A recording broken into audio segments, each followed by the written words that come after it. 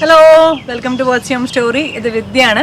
ഇന്ന് നമ്മളൊരു ചെറിയ ഗാർഡൻ ടൂർ വീഡിയോ ആണ്. ഞാൻ കഴിഞ്ഞ കൊല്ലം അറൗണ്ട് ഈ സമയത്ത് ഒരു ഗാർഡൻ ടൂർ വീഡിയോ ഇട്ടിരുന്നു, എൻ്റെ പിയനീസും ബാപ്റ്റീഷ്യയൊക്കെ പൂത്ത് വെക്കുന്നത്. ഞാൻ ഇത്തവണ അത് കഴിഞ്ഞിട്ട് എന്തൊക്കെ ചെടികളാണ് പൂക്കണേ എന്നുള്ള വീഡിയോ ആണ്. അൺഫോർച്ചുനേറ്റ്ലി നമുക്ക് ഭയങ്കര ചൂടായിപ്പോയി. കാരണം കഴിഞ്ഞ കൊല്ലം ഞാൻ അറൗണ്ട് ആക്ച്വലി ഈ ആഴ്ച എന്ന് തോന്നുന്നു വീഡിയോ ഇട്ടത്. അന്ന് പൂത്ത പിയനിയൊക്കെ 3-4 ആഴ്ച മുന്നേ പൂത്ത് കഴിഞ്ഞു.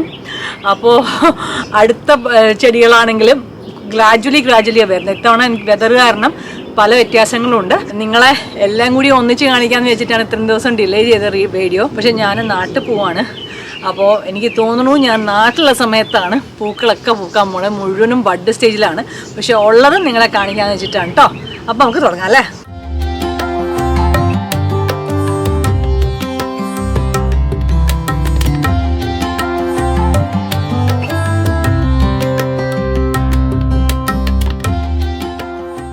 നിങ്ങളെല്ലാവരും ഓൾറെഡി കണ്ടു കഴിഞ്ഞു എൻ്റെ ഡേ ഇൻ മൈ ലൈഫ് വീഡിയോയിൽ ഉണ്ടായിരുന്നത്.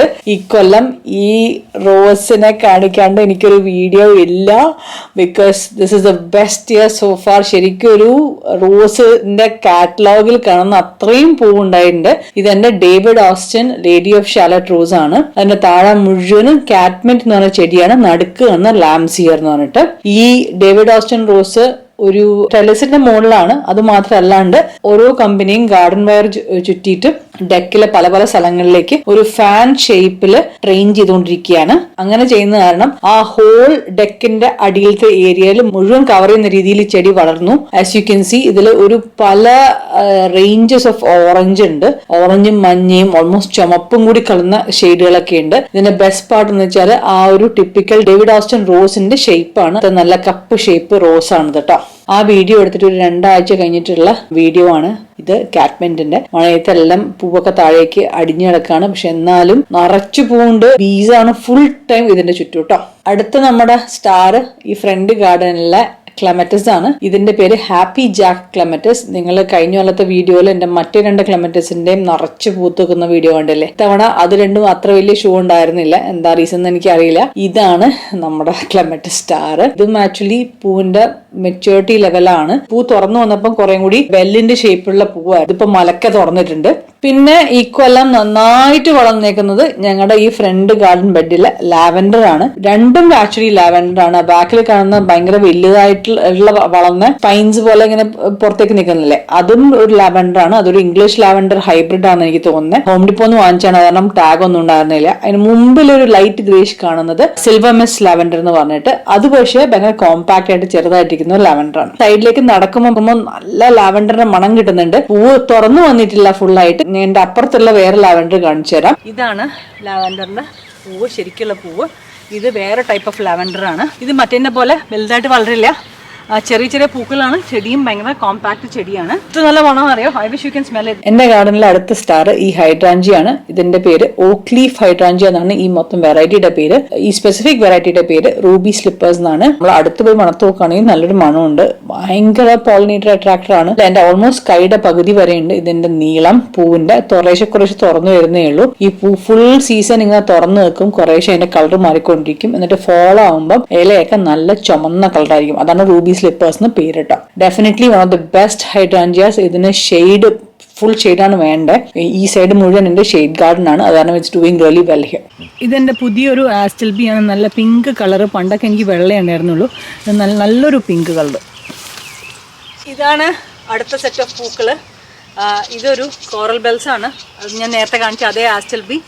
ഇത് ബാക്കിൽ നട്ടേക്കെന്ന് വെച്ചാൽ ഇത് കുറച്ചുകൂടി പൊക്കം വയ്ക്കുന്ന വെച്ചിട്ടാണ്. ഇത് ആദ്യത്തെ കൊല്ലാണ് പൂക്കണേ.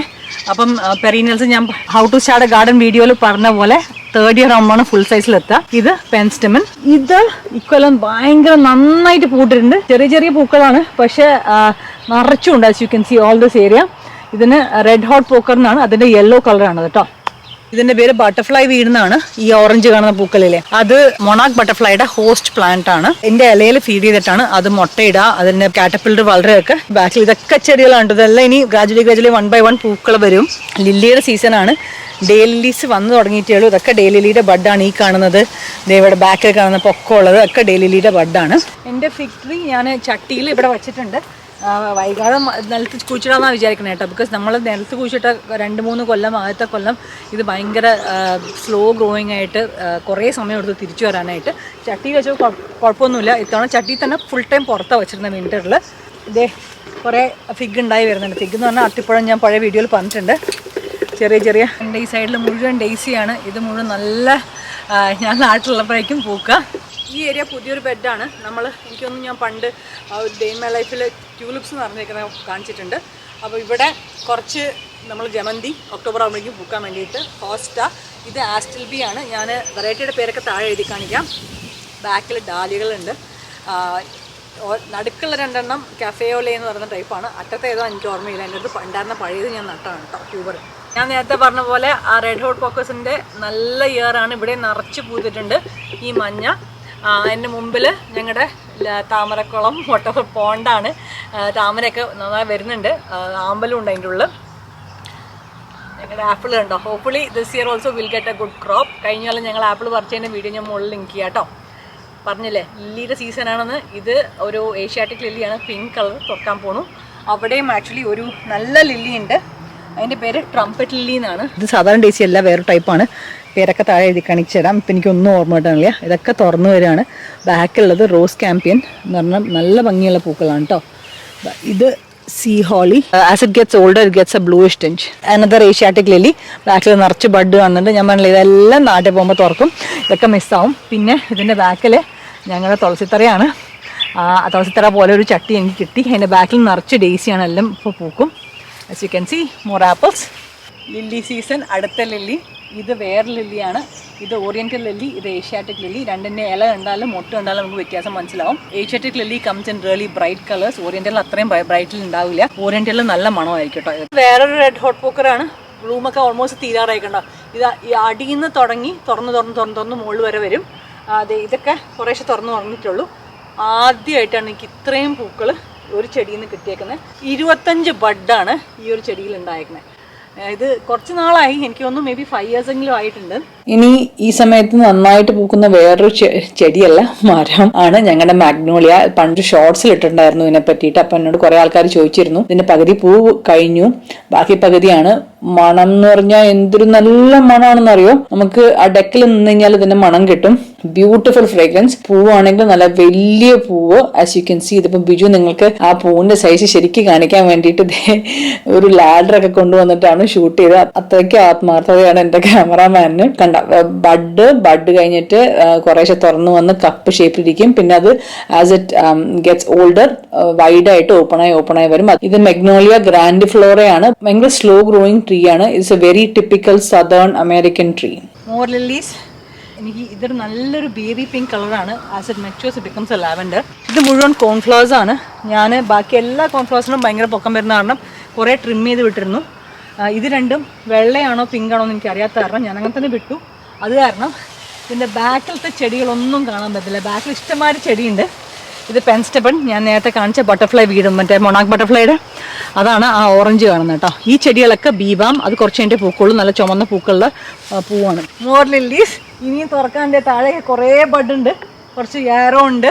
അവിടെ കുറേ ഡെയ്സി ഉണ്ട്. എല്ലാം ബഡ് സ്റ്റേജിലാണ്. ഇത് ഡേ ലില്ലി. ഇതെല്ലാം നിറച്ച് ബഡാണ്. വാഴയുടെ അടുത്ത് പിന്നെയും ലില്ലി നിറച്ച്. ഞങ്ങളുടെ സ്മോക്ക് ബുഷാണിത്. ഇവിടെ ഐറിസ് ഒക്കെ ഉണ്ടാകും. എല്ലാം കഴിഞ്ഞു. ഇതേ ഇതിലും നിറച്ച് മുട്ടാണ്. പിന്നെയും ഡേ ലില്ലീസ് ആണ് ഇതൊക്കെ.